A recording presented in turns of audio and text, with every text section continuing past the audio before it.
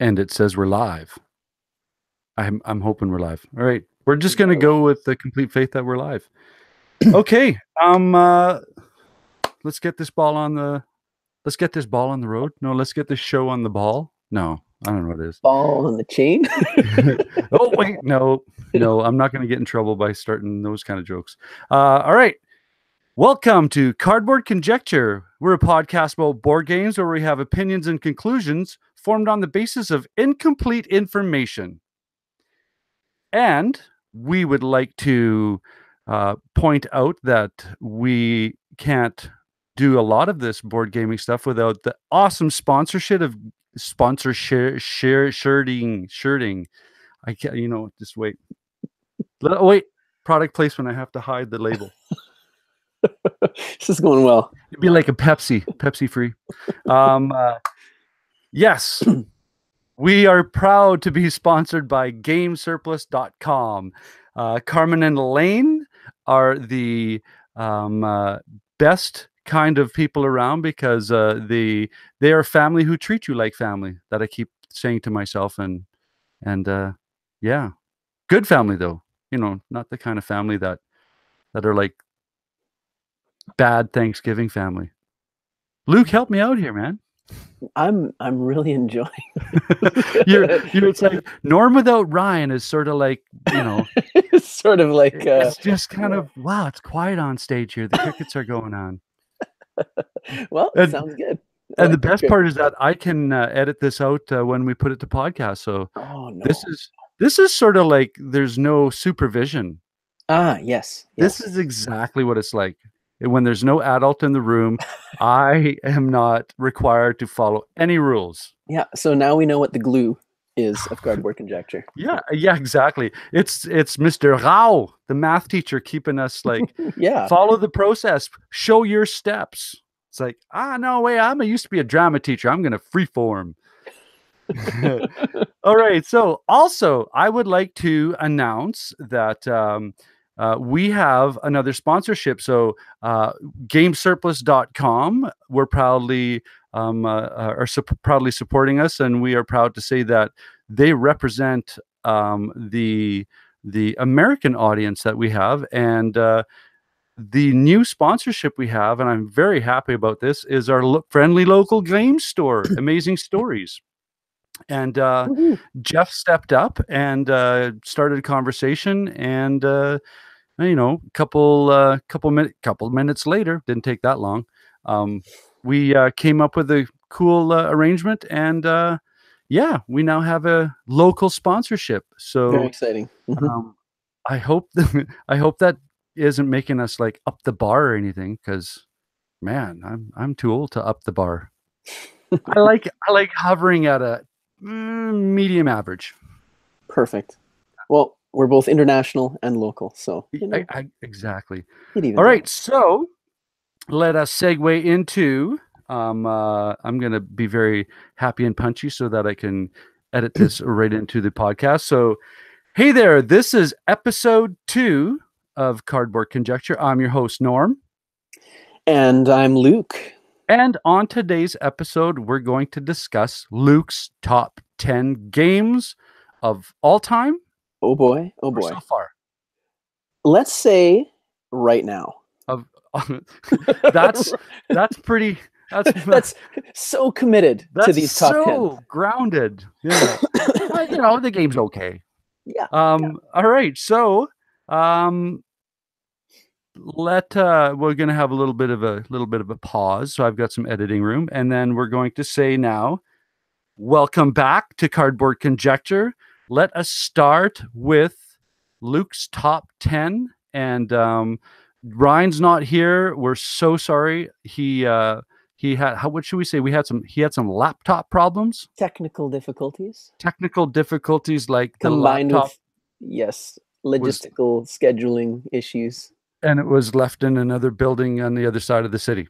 But we're not going to point that out to him at the next podcast, because that's not who we are. We don't point out each other's faults. No, especially to the timekeeper. No, yeah, because he'll cut our time, and we'll be sad. So you want to get straight into this, or do you want to give us a little Well, setup? Because people are going to find out that you're the heavier side of this Steel Bridge City well, board there games. may be some surprises here, Norm. So, one thing I will say, and I think it's worth a little bit of preamble getting into a top 10 is in general, I feel like a top 10 is most useful. And I'm gonna try to qualify this and not say this poorly. I find top tens to be mostly useless, um, but partly due to the glut of top 10 lists. But when they're most useful is when you sort of know the person, where you have an understanding of their tastes, and you sort of are able to then use them as a filter, I you agree. know, as sort of a research tool in a sense. And I've really appreciated those kinds of top 10 lists coming from voices who I value and respect in the gaming world. And I sort of think, oh, these are titles I'd really like to explore more because this person likes them. So what I wanted to do at the outset was at least give a little bit of a background to who Luke is here, because I think that will help the listeners sort of connect with this top 10.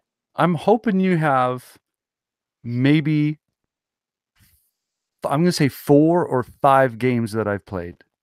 Oh, I think it'll be there. Yeah. Okay. Yeah. All right. So you ready? Well, okay. Another thing, yeah. ranking, ordering. I have a hard time with the specific 1 to 10 dynamic.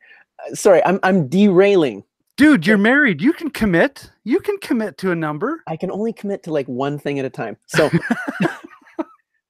the ranking. I'll be honest with you. Probably the 5 at the top are like, yeah, those I really love. But after that, it got a little wishy-washy. And let's be honest, like it kind of depends on the time of the year and which games I'm currently interested in. I could have swapped out things here or there. So take that for what you will. But I think this 10 is I'm pretty happy with this actually. Yeah. There's a seasonal thing to your gaming? Summer, winter, that kind of. Probably more so, I'd say the seasons of 2-player and multiplayer. I've gone through different like gaming groups. Let's look at it that way. And I'd say I've explored different sorts of seasons of gaming in terms of player count. And then I tend to really enjoy 2-player games when that's all I have as an option for is another partner in gaming. So yeah. How I approached my top 10. I think there are a couple picks in here that are partly due to some nostalgic significance.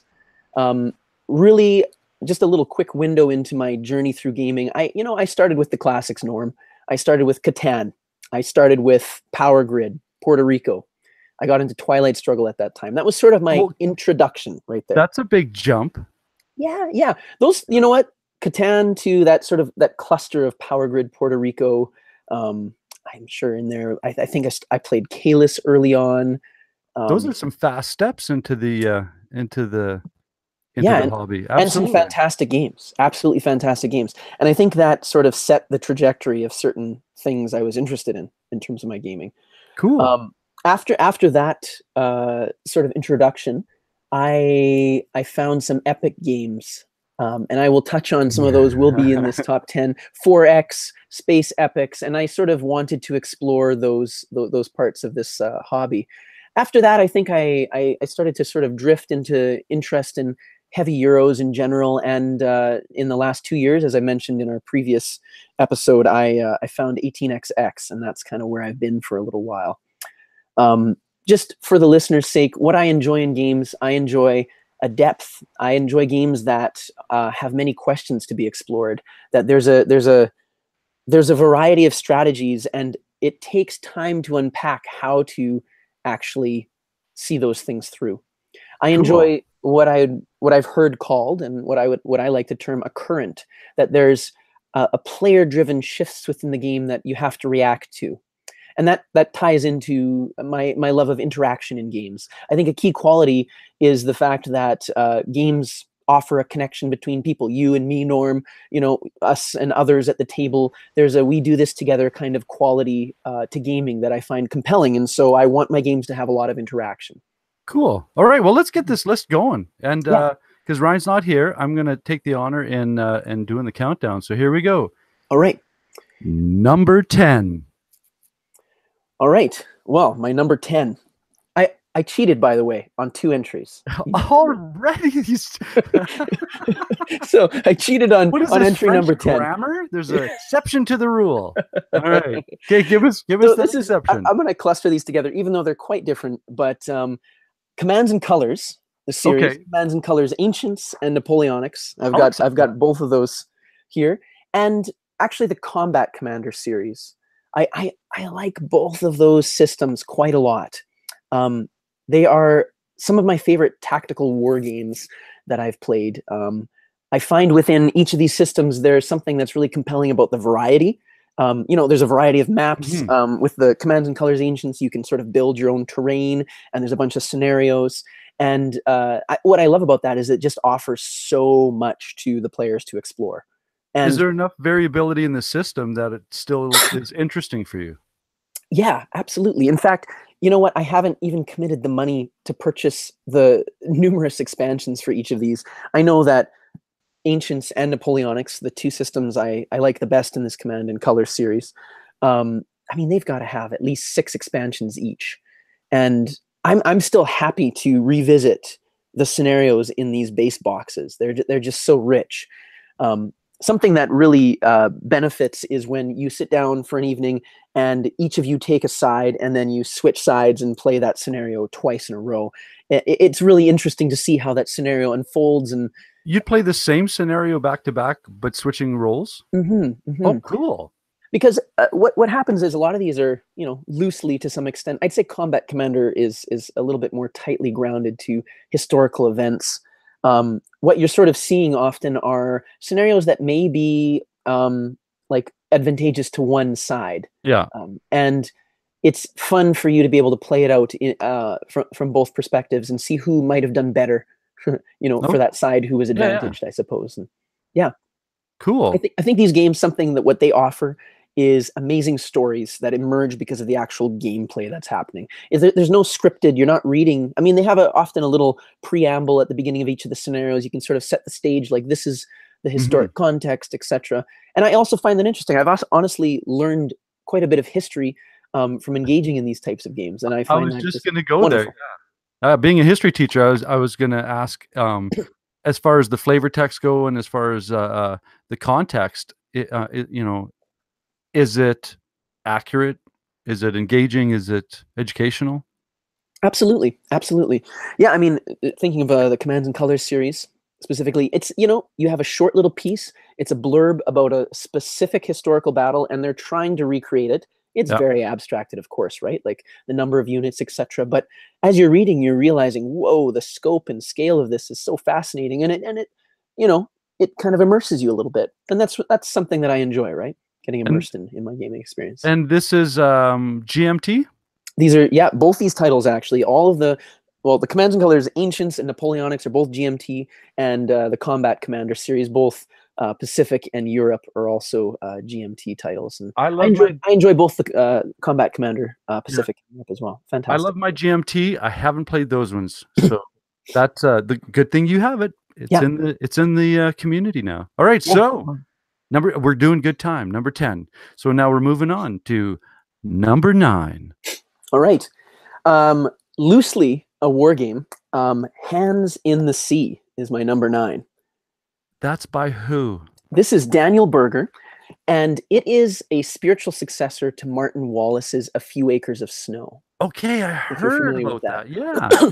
I initially picked up Wallace's A Few Acres of Snow a number of years ago and absolutely loved it. It's Wallace's take on a war game through a deck building system. I have Mythotopia, and it's Okay, yeah. yeah, same system, different theme, and I've always wanted to play Acres of Snow. Yeah, it's a beautiful game. It was very interesting, and it's quite a slow, trudging plod through. I mean, just that part of history, the conflict there that Wallace is trying to tease out, what was just very interesting. Now, what Daniel Berger has done is take the exact same system, the same mechanics, and Okay. applied it to the Punic Wars.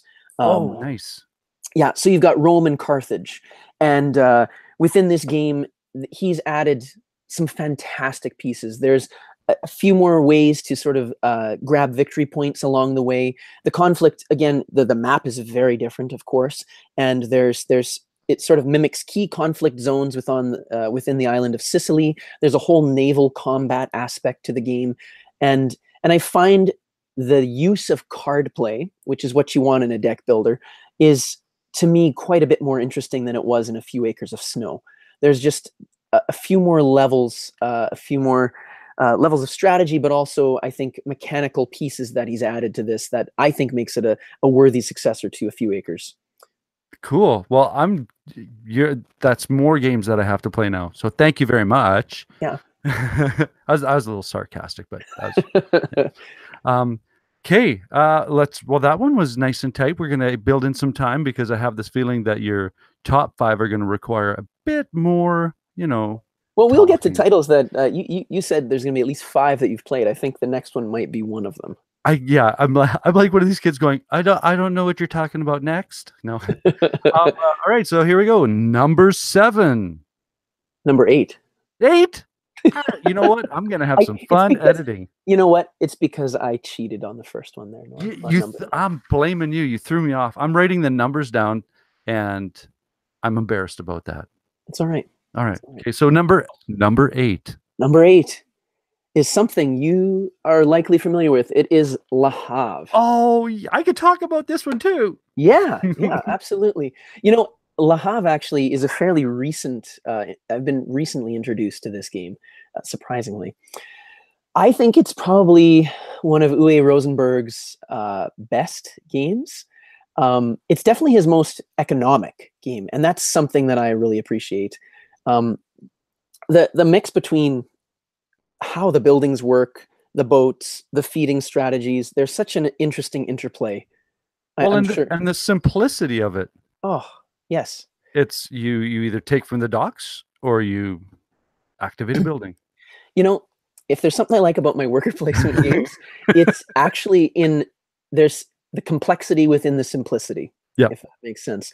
I've played sort of, there's a different school of worker placement that tends to be this kind of action compounding. So it's like, if I take this action, it now just bam, it opens up into these 10 things I now need to do in a chain reaction. And I tend to find that less interesting. I like when my decision has to be extremely tight and thoughtful. And the way that I'm processing the complexity is over time. It's saying, I only have this many actions in this phase or this turn. How am I going to best use them and in what order? And I think Le Havre does that so fantastically. Well, and what I'm having fun with is the strat that you're describing is completely different than mine. Because for me, it's that immediate process of in what order did those buildings come out, and start pulling levers. Yeah. And all of a sudden one's going to click and be like, okay, there we go. There's my angle that hasn't been discovered by somebody else, or, hasn't been manipulated by somebody else. So basically that's, I've never come to think about it in the terms of these are the, the number of actions I have broken down by action 10. I should be doing this, or I should be, acquiring these levels of ships. Cool. Yeah, I mean, we'll need to play this one. And it plays fantastically at 2. I think this one, that's partly why I love it so much, is you don't always find worker placement games that play so well at low player counts, and Le Havre is a 2-3 gem. Yep. I can't agree more.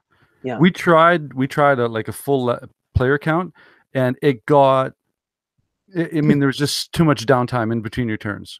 Yeah, I could see that. I actually haven't even played it. Maybe I played it once at 4. No, I think I've only played it 2 and 3. Yeah. And I just love it, And I've heard that from a variety of people, is 4 and especially 5. It's like, don't even go there.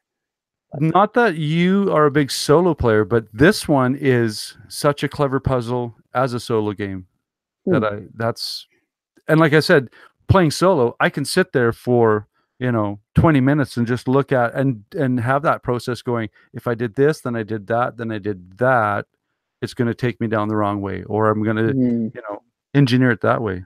So Le Havre, I'm happy. Wonderful. It's a great game. I can be part of the show now.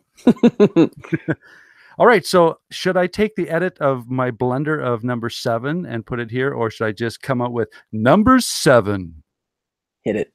Number 7. I mentioned how there was a phase where I was exploring 4X and sort of more epic games. And so this is one of these games. Actually, this is my second cheat, Norm. So I'm throwing 2 titles in here, and I'll give a good justification for that. One of these titles is a 2-player only game, in my opinion. Okay. And it plays fantastically at 2, and it sort of like pushes all the same buttons as this other game, which I think plays fantastically at a higher player count. And so the 2-player game is Star Wars Rebellion. Yes. It's a fantastic. I mean, I'm also a bit of a nerd in the IP. That was on my shelf. I love that game. I love it.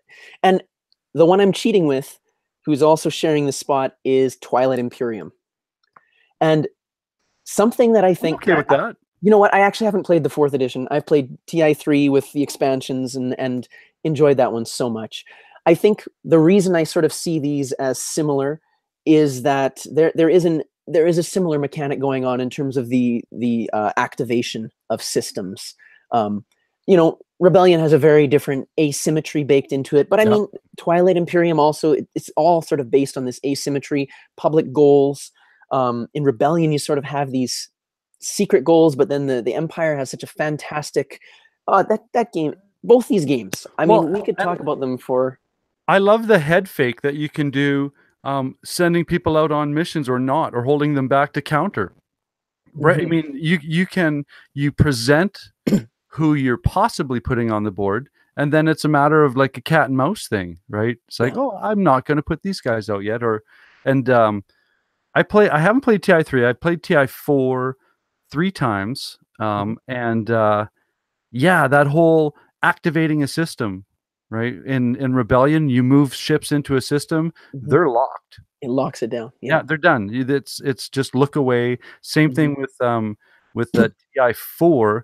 But what I liked about TI4 is that if you activate a system, you can do everything in that system. You can produce, you can move to it, you can have a conflict there. It's all the actions are open if you're able to have enough the points on the point system, the allocation of those points with movement and with military. And that mimics itself in terms of the leaders' use in Star Wars Rebellion, right? You have a limited number of leaders which grow over time, and their use of allocating them towards positions on the board, systems, or towards specific missions on cards. It's an incredibly tense and interesting decision space that's at the start of every turn. And then figuring out at which order to do things, right? Do I activate these cards to try this mission? How many leaders do I hold back because I might want to counter something that my opponent does? I mean, it's tactics in the best of that word, I think. And so again, my justification for holding these both together is Rebellion is, I think, one of the best epic space opera 2-player games that I've found, and Twilight Imperium is the best that I've found in terms of an epic space opera for a multiplayer experience. I'm like listening to you describe both of them. I can see how your perception of the game system, you saw that correlation that I had not chose to recognize, I guess. But yeah, you're absolutely right. They're both in their own way working off the same plan. I like that. Yeah. Nice. All right. Well, let's move on to, I'm going to get this right, number 6. Number 6. Also a fairly recent addition, but I've been enjoying it for quite a number of months now already. Got it to the table a number of times, including with yourself, and that would be Wildcatters. Yay! Let's talk about that game. That was fun. Wildcatters. Oh, there is an ecosystem at play here. It's not just that I'm doing my thing, I'm developing my infrastructure. It is that the world is growing in terms of infrastructure, in terms of transportation, in terms of oil production, and you got to jump in and make the best of how this ecosystem is operating, right? And within specific regions, you've got to figure out how you're going to piggyback with what other players are doing, because you really can't do it yourself. I don't think this game is designed in such a way that each player can sort of carve out their own little niche in the world of oil production. There's no turtling in this game. No, no. No, the what I recognized immediately was if you monopolize the vertical integration structure, then you are not going to profit. Mm-hmm. And it's necessary for you to use the resources of the other people at the board, and to the point, oh man, we talked about this before, to the point where you can lean on them so much that you cripple them economically by sending your oil to their refineries when they have when I had no shares. You guys smacked me up with loans, and it completely changed my game. My game now went from, trying to compete at a high level to, I now have to see if I can get rid of these loans and not get Martin Wallace right in the middle of the game. Absolutely. I used it as a verb, as an adverb. Two things I think that I want to just highlight with Wildcatters. I think one of them is how interesting it is that there are sort of two economies going on. There's the economy of workers that you require to sort of build the actual infrastructure that you need to produce oil, etc. And what I find fascinating about the worker economy, if you want to call it that, is that it is designed to be more limited than you need it to be for each player. Like you can't build what you want to build. And so that's, again, it's like the game forces you into building alongside other players or tapping into that other economy, which is the shares. And so, for instance, there's a phase in the game when players sort of pull the plug and they start pumping oil. That costs a lot of workers to do that. But every other player who's in that region who has a rig can just sort of offer up some shares, and they jump in on that process. And so it's this sort of dance between, how do I best use those few workers I have? But then at the same time, how am I collecting and utilizing that share economy? That's sort of the other half of the game there. It's totally fascinating. And I know you've talked about previously the area majority dynamic. Something I also would want to highlight is the name of the game, the Wildcatter auctions, which is something that kind of happens in the early to mid game. In each of the regions, they're seeded at the beginning of the game with a certain number of Wildcatters, which are these tokens that essentially represent sort of rogue oil drillers. At the time. That you pick up or employ or acquire. Absolutely. And there's a point in time in the phase that you convert your oil rig to a pump jack, that an auction takes place to sort of buy up these small companies, and you are only allowed to be in on that auction if you've invested in the infrastructure in that region, right? So there's this whole thing at the beginning of the game of, how do I diversify? Do I get into all these places? Because, man, those Wildcatter tokens can be major points at the end of the game. I was just going to say that by far was what caused the biggest spread on the point board. Was I think it was you and was it Kyle, I believe, completely just ate those up. And Curtis and I mean, mind you, it was our first game, but that was a good lesson to observe. It's like, hey, those seem to be important when it comes to end of game scoring. Yeah. Wildcatters, the more I've played it, the more it's risen in terms of my love of it. Container's a similar game, but I think I prefer Wildcatters when it comes down to it. It's just got a few more moving parts that I really appreciate. So, all right. I was going to start to, talk more in depth about that area control, but that's going to completely take us off the rails. And I don't want to be responsible for that. So let's move on to number 5. Number 5. So I said it at the outset. These top 5 are really my top 5. Okay. Those other, and that's why I was cheating so much on the on the top 10 there. It's hard for me to, quantify what is number 6, 7, 8, 9, 10, 11, 12, up, 20. So the bottom half is a stew. Yeah, exactly. It seems that way. Although, I mean, I'm really happy with any of these games. I would so gladly play. But these top 5 are pretty solid for me. So number 5 is the granddaddy of worker placement. It's not Kalis. It is Agricola. I was thinking that was going to pop in. I didn't want to be bold and make a prediction, but all right. Talk about farming. Farming, yes. I love Agricola. I've just continued to fall in love with this game. It's so well designed. It is so tight, and it's interesting at every player count. I've played quite a bit with my wife as a two-player game, and we enjoy this thing to death. It's sort of one of those games that feels like a warm cup of tea. You know, you can sit down for an evening.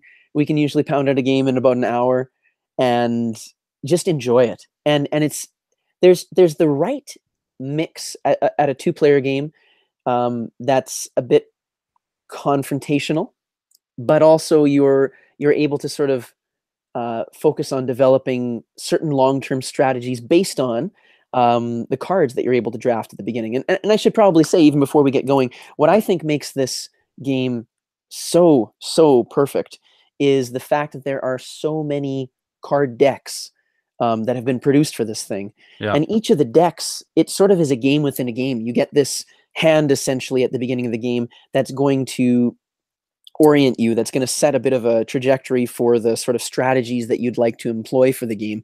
And we really like to do a nice drafting approach where, you know, we each get a certain, you each get 7 cards and you sort of just flip flop back and forth. I take one and then we flip decks and you take one, and you sort of are able to craft something, that an engine that you think is going to work for you. And that little mini game at the beginning is always exciting. I mean, seriously, I could play this right now and I would get excited about seeing which 7 cards I'm going to get for my minor improvements and my occupations. And then having that beautiful mind moment where you just look at your cards and you're waiting for the synergy to point itself out and go, oh, there it is. And then you cut in your mind, you mix things around and think, oh, okay, I got my plan now. Let's play the game.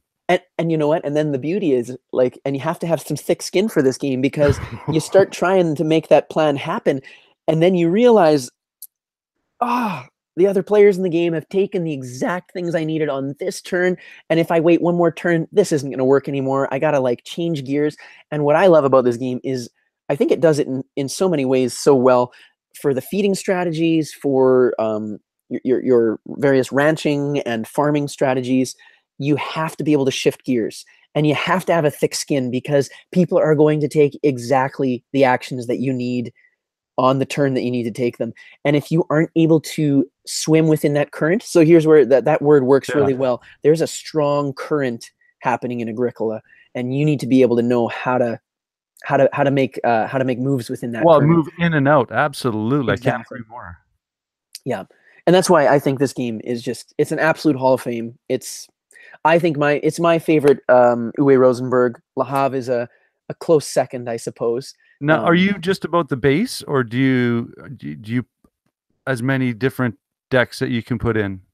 Well, you know what? I've actually I've sort of restarted. I've got the revised edition, which was produced by Mayfair, and they've just been putting out new decks for this. So I've got the Artifacts deck, which just came out several months ago, and just been exploring that. And then there's a new one, starts with a B, Babulcus or something like that. It's kind of a funny word. So I'll be picking that up. And I've also heard that the revised edition Farmers of the Moor expansion is going to be reprinted soon, which I'm very excited about. I've played that a number of times with the old Z-Man version, and love that. I'd say it definitely is even a preferred method of play for me. But to be honest, like, just give me base Agricola with one of the decks with my wife, and it's just one of my favorite gaming experiences I can have. It's fantastic. Well, I know there's a lot of people out there that are going to be very happy that this is in your top 5. So yay, it punched in at 5. All right, so moving on. Number 4. Oh, this one sort of dethroned Agricola in some ways. I just have been falling more and more in love with Keyflower, which is number 4. Yeah. And that this does some incredible things with player interaction. I think it steps up the game a little bit from Agricola, in the sense that you've got these 3 different colored workers, which, when you're either taking an action on a tile or you're bidding for something in auction, set and lock in that color for all other players. And if you get competitive, you can get caught up in that whole auction and completely derail your plan for resources or doing any of the other actions. Yeah, I've seen people get too competitive on the auctions and it swing their game so fast. Yeah, absolutely. You can get into bidding wars because you're thinking this tile is key to my entire game. Again, don't lose sight. Don't lose sight. you gotta balance yourself out in Keyflower. I mean, there's so many important elements to each turn, right? Like, what I love is just this unknown. How many of each color might someone have, and when are they going to pass? And if they pass, are they really passed? Are they going to jump back in and screw me over in this auction? Have they been holding out on me? I hate that delayed bid. Oh, great mind games. Yeah. Fantastic mind games in this game. I think this is not a certainty. I think I like it best just as the base game.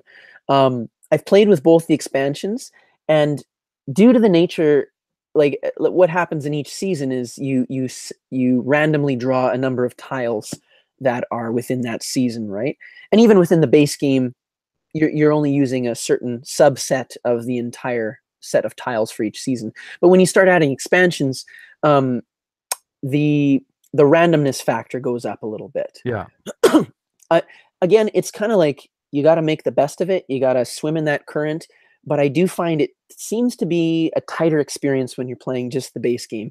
You're going to see some key tiles come out. You might not see others that are key, but you have to react to that. Yeah. But the sort of the diversity of randomness is mitigated a little bit. I do really like the Farmers expansion, though. It's really fun with the animals. What I noticed and had fun with when I played Keyflowers was the decisions are tight.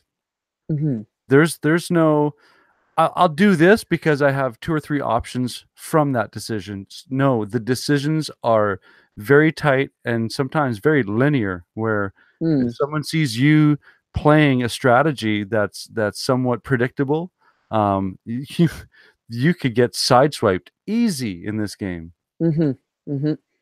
Absolutely.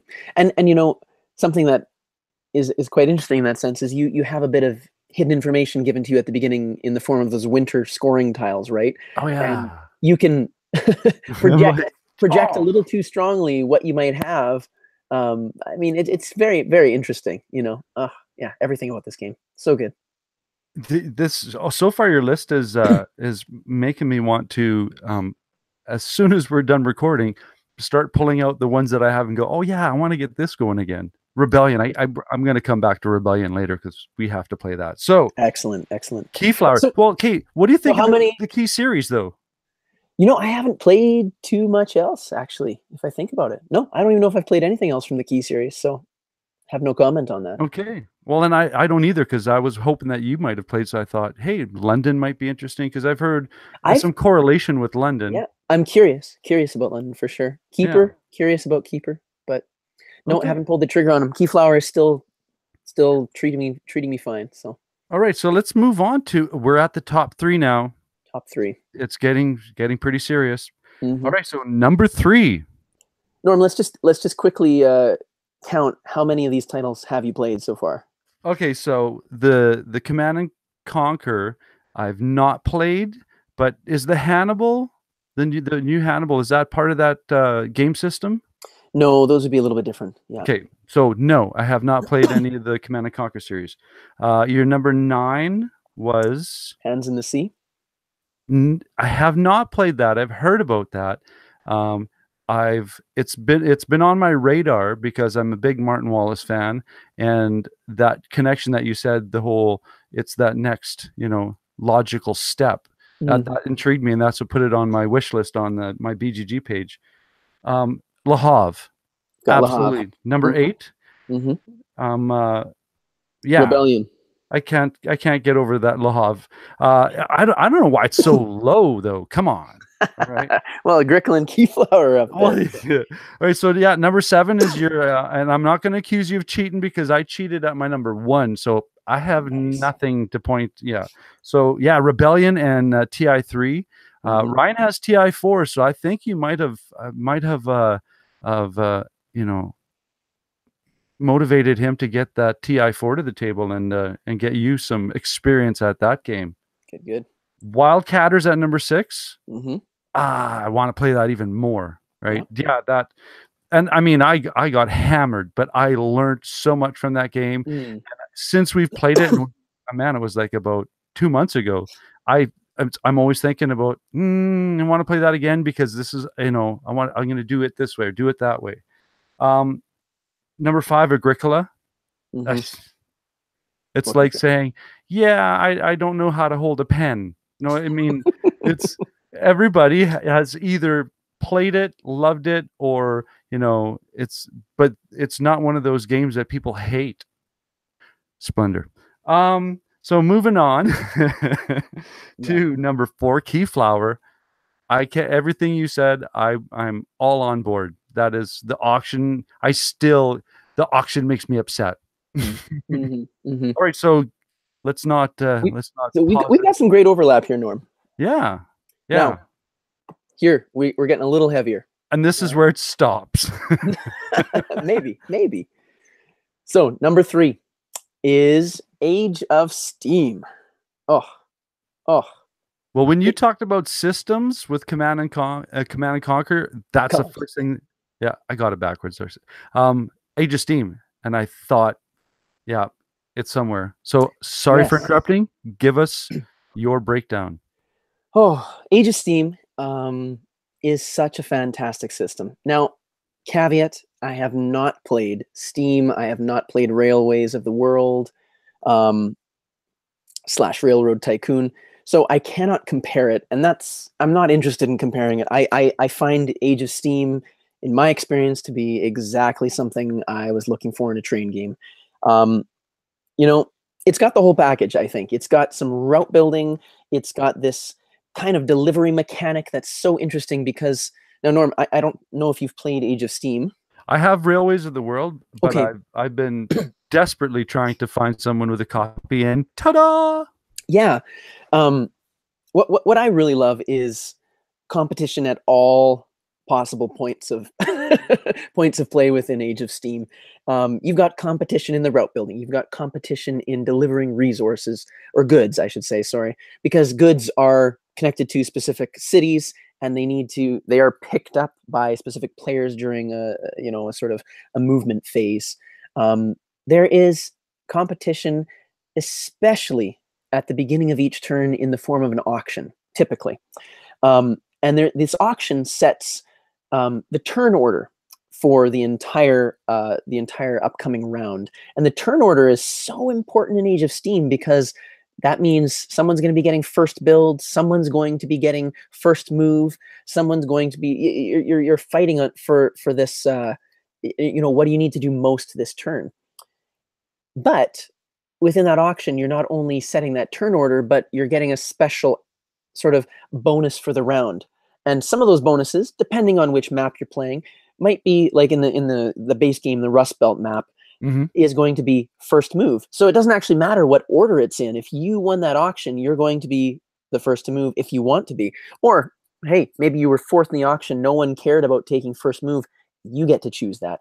There's these fun little pieces of play within that auction that are so delicious and so tense. And I still don't know how to do well at that auction because money is so tight in this game. That's the other beauty of this. There's a loan system. Every turn you are met with the challenge of wondering, how many loans do I take out this turn? And it's just sort of an escalating thing. You literally have to, it's a Martin Wallace, it's Martin Wallace dreamland. Debt in a Martin Wallace game is part of a Martin Wallace game. Exactly. And so you're taking loans every turn. The game is kind of designed to do that because you don't have the cash flow at the beginning. You're building up a rail company.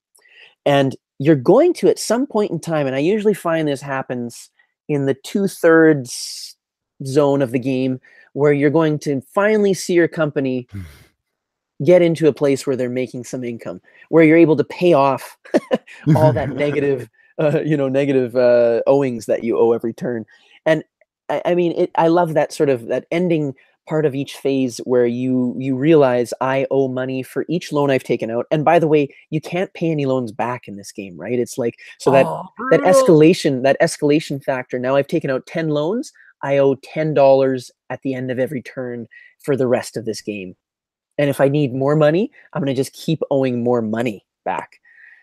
as you Oh, expand your train's capacity, so the number of sort of junction points that it can run through, um, you also are paying income for upkeep essentially of that train. And so every turn as the game goes, and especially up to that halfway 2/3 point, you are feeling as though you are carving yourself a giant hole that's like a grave that you're just going to sit in.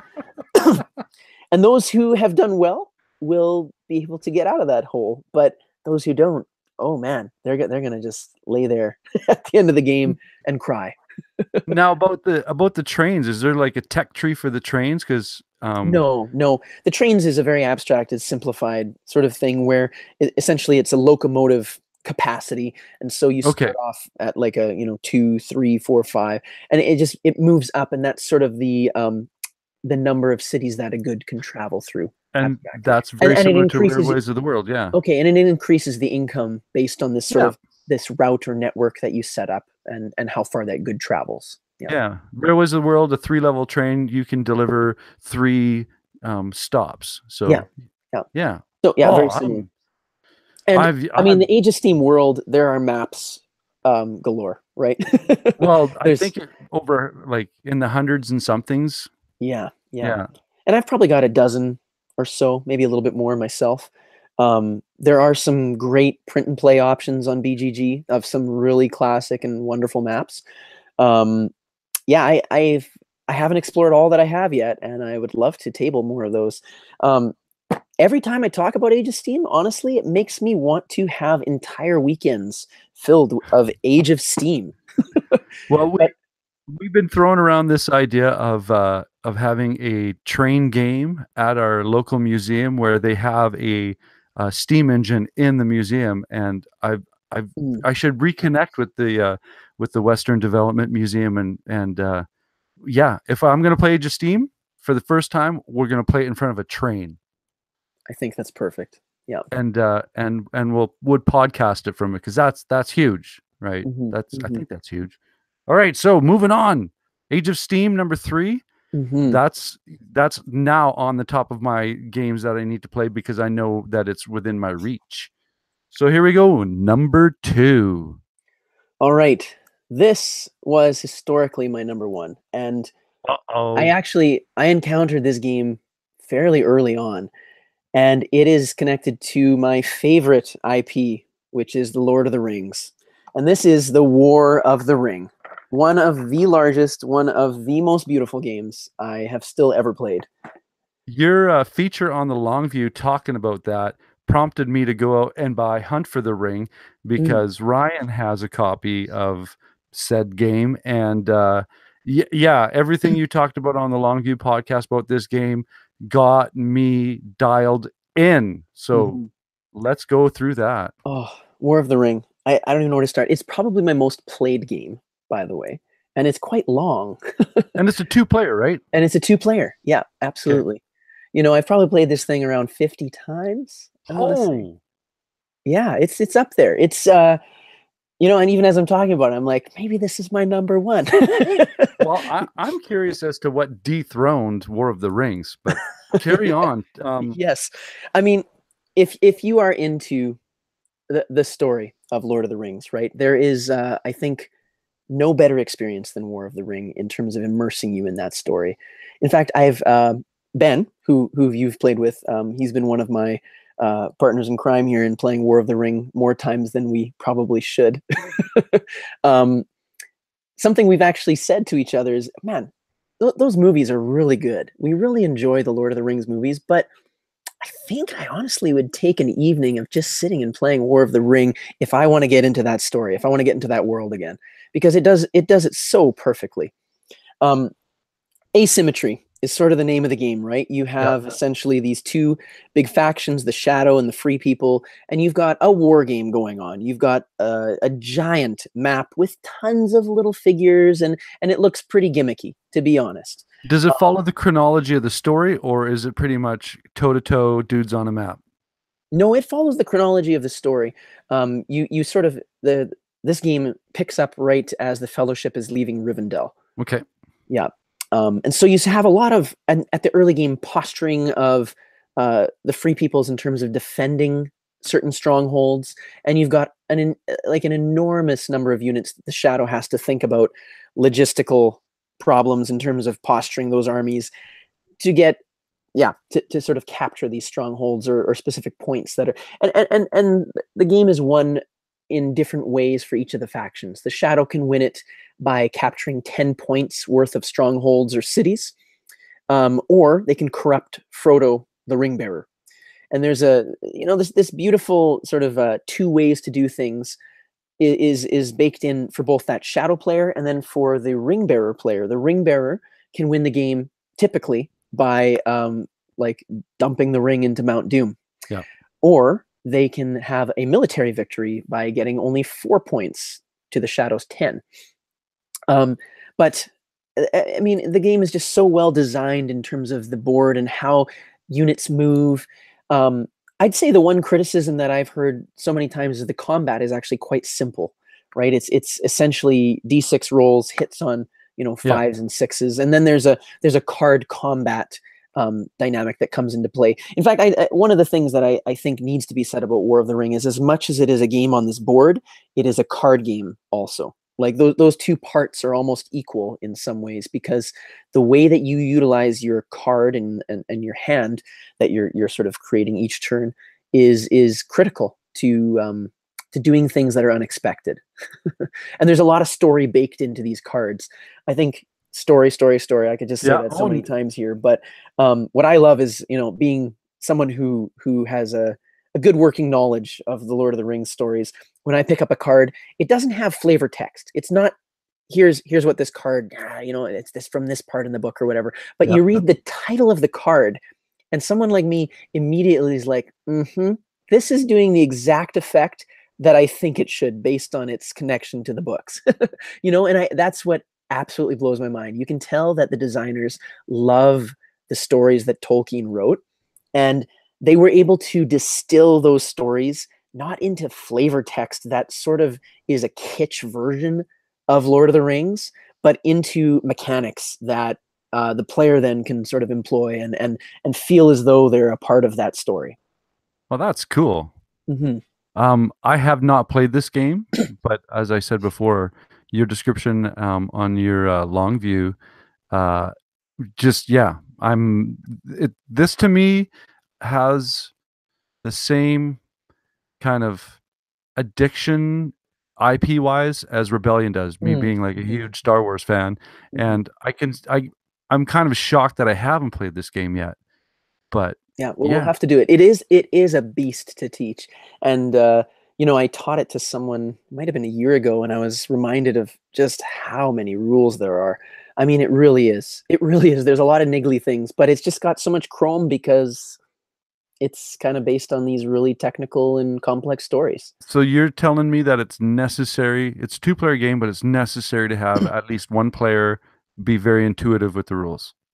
I think it really helps. I mean, when we started out, we were hacking through it, right? And your learning curve went up, I guess. Yeah. Yeah, absolutely. But no, it's one of my favorites. All right. It'll always be there. Number 2, War of the Rings.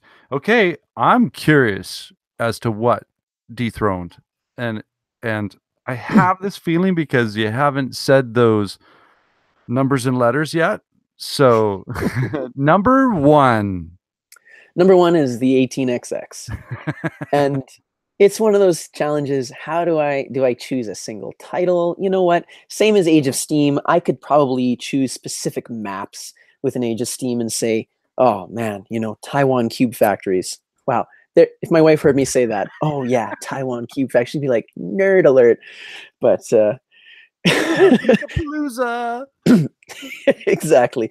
But same as that, I like looking at the 18XX as a system, and I love so many dynamics within the 18XX genre. It's hard to say, oh yeah, this title is number 1, this title is probably my number 3.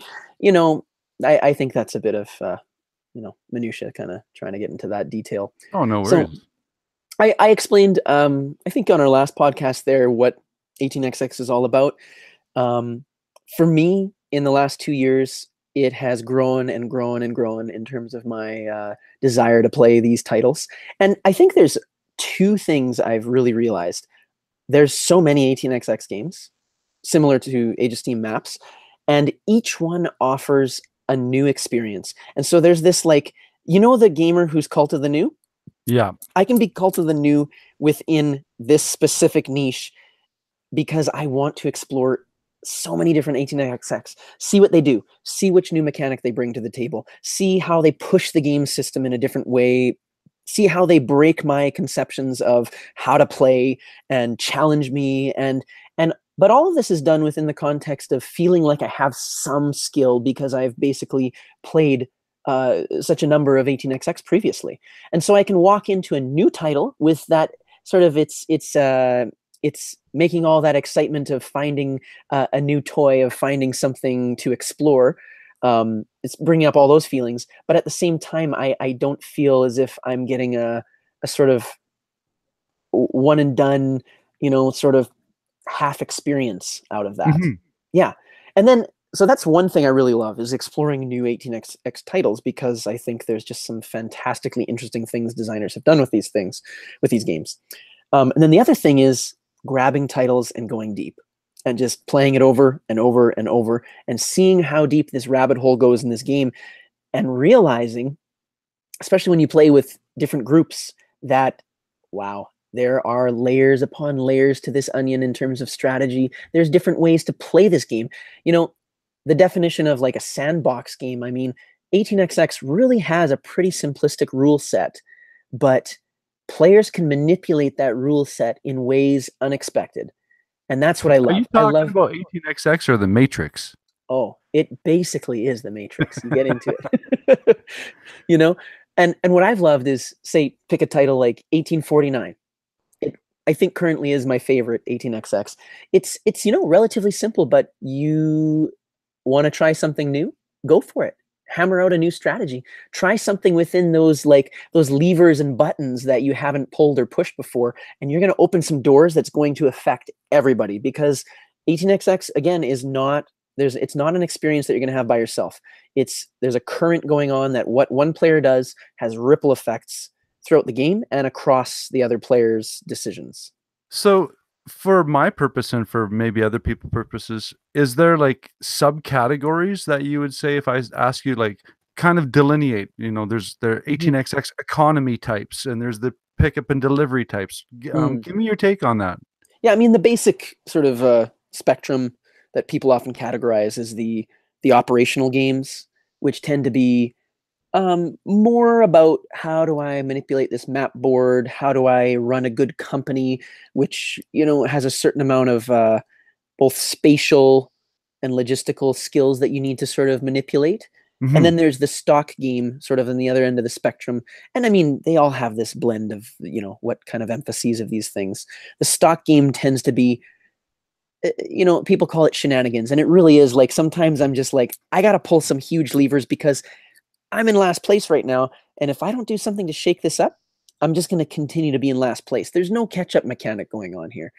And so what players are incentivized to do, I think, especially in stock games, is completely throw the game state into something new, which maybe, I'm reminded of, like, the PAX games. I don't know if you've played PAX Premier or PAX Porfiriana. It's like you change the game state with the, what are the conditions going on, right? Yeah. And I think the same thing could be said of these 18xx games, is that if you're in last or second place, just change the game state. That's the best way to do it. And that can happen through the selling and buying of stocks, killing off other people's companies in certain ways, disadvantaging yourself to disadvantage someone else more. There's ways to get new companies and new capital into the game in a very immediate way, which then creates this chain reaction of train buying, which then rusts other companies' trains and creates this chain reaction of problems for other people. And so there's just so many ways to sort of game the game. And I love that. I love exploring that. Okay, well, here's a newbie question. What differentiates Age of Steam from the 18xx? Yeah, this is a major. Okay, by the way, this is a major problem.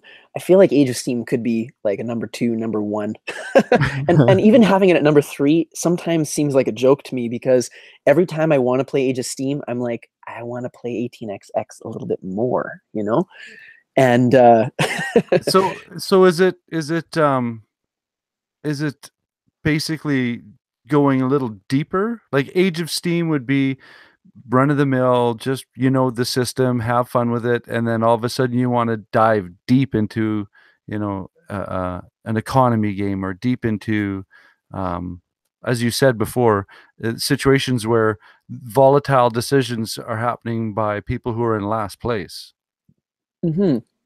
I mean, Age of Steam is Wallace's sort of shortened take on 18xx, really. I think that was one of the impetus for making Age of Steam was to have something that you could digest in the 2 hour mark, you know? Yeah.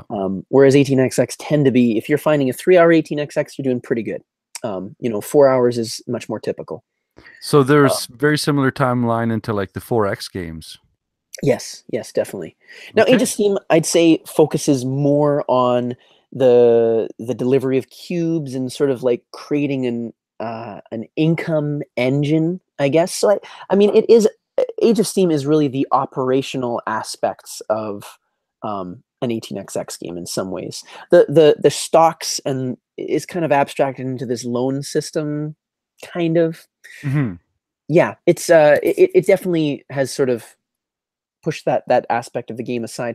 But that's not to demean Age of Steam. I think it is a very different experience.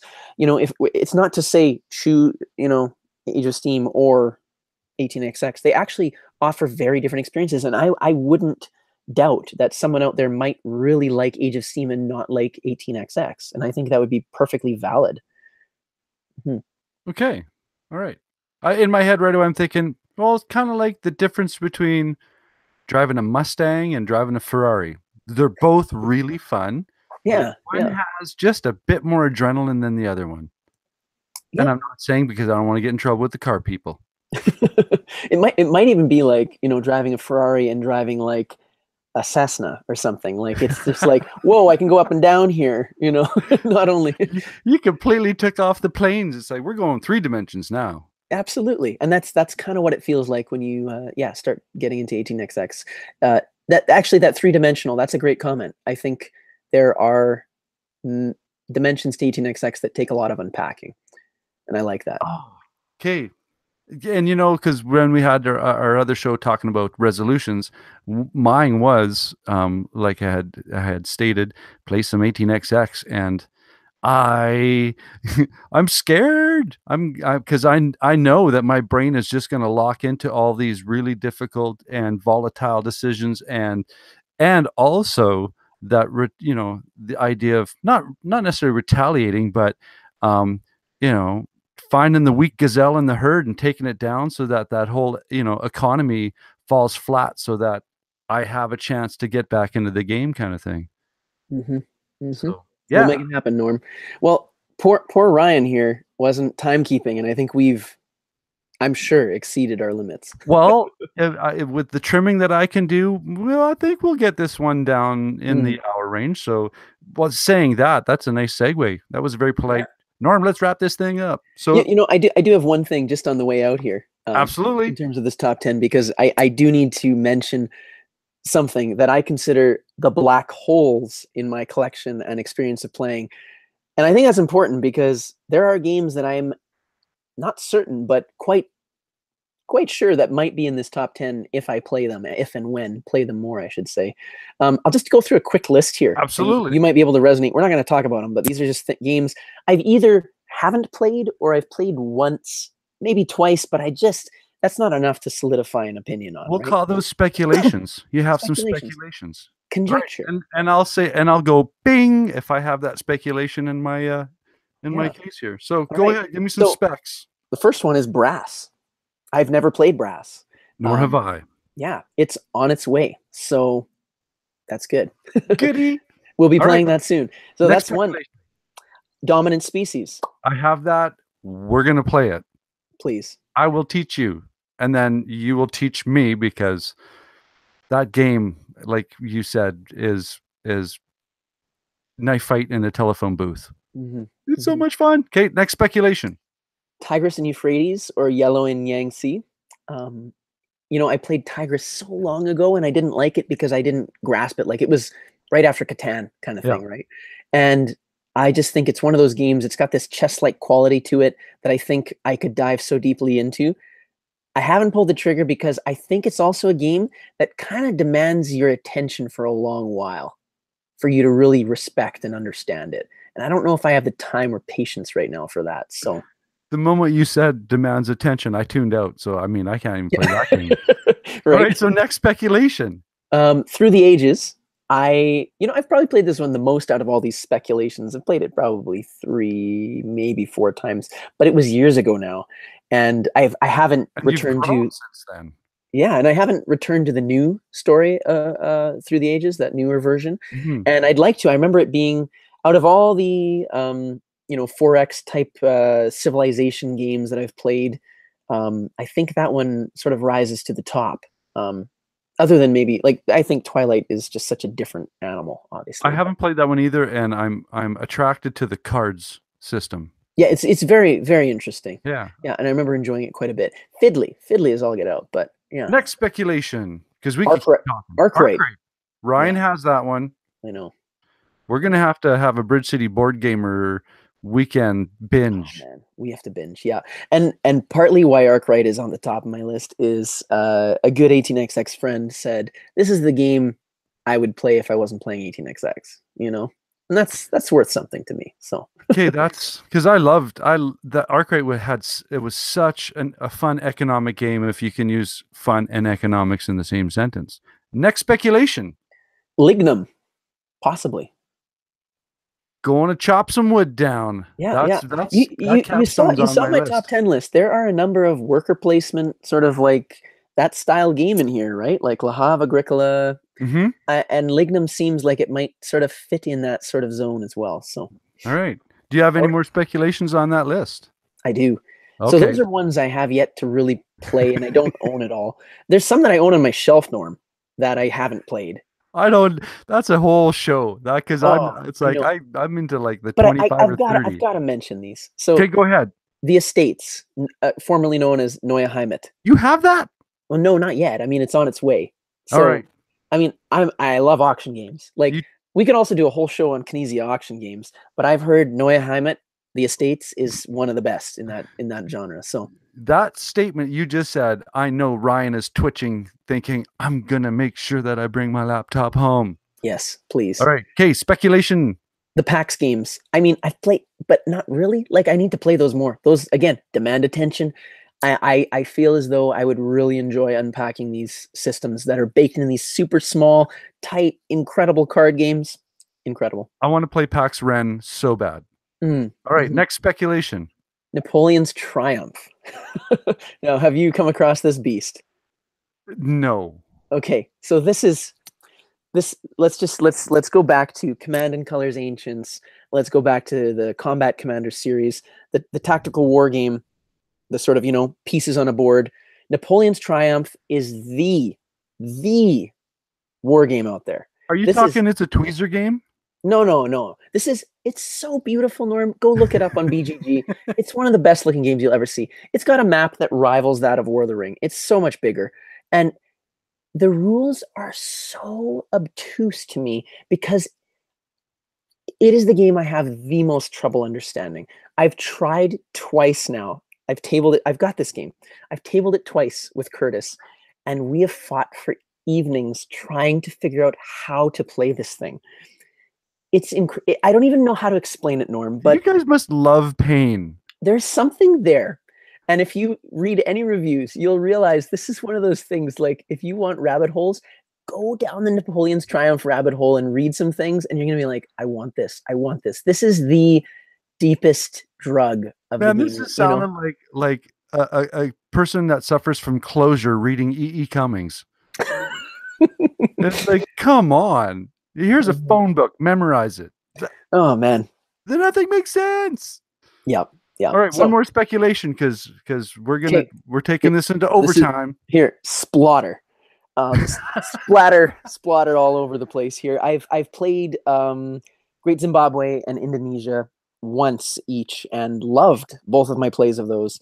Have not played Roads and Boats, Antiquity, or Food Chain Magnate, and I would love to dive a little bit more into Splotter because I think many of those would be worthy of being on a top 10 list. So The one you haven't said is the one I want to play, and that's Antiquity. Did you say Antiquity? I did. I Okay, then I glossed must through have it. tuned out. Sorry, I do that a lot. Yeah. Indonesia was fabulous experience. It was really, really good. The now kind of connected and kind of not connected. I have Great Zimbabwe, and Ryan says that Founders, and I've heard TC talk about this as well, that it is it could be you could put a Splotter on that box, and people who are Splotter fans would completely buy into it. It has such depth. So Well, I'd be interested. Zimbabwe was really interesting. yeah, I have Founders here. We're gonna do a Bridge City board gamer binge. We have to. Yeah. So anyway, thanks for humoring me. I had to just throw out some of those speculations because my goodness, there's so many good games out there, right? And these are, you could call that my wish list, right? That's those are things I'm just pining to try. All right. So that is a wrap on Luke's top 10. And I was very enlightened and very happy that I actually was able to tap in on some of the commentary on that. So thank you for, lowering the bar just a little bit for me to be able to, limbo into this dialogue. Well, it's fun to chat about it, Norm. Yeah. So I know that that there's going to be some discussion back and forth, and we might have to have a Bridge City board gamers roast on each other's lists, because I know there's a couple on my list that you and Ryan kind of like, really? You like to slum it in that category, do you? So that being said, thank you for listening to Cardboard Conjecture. I'm your host, Norm, and I'm Luke. we'll catch you later.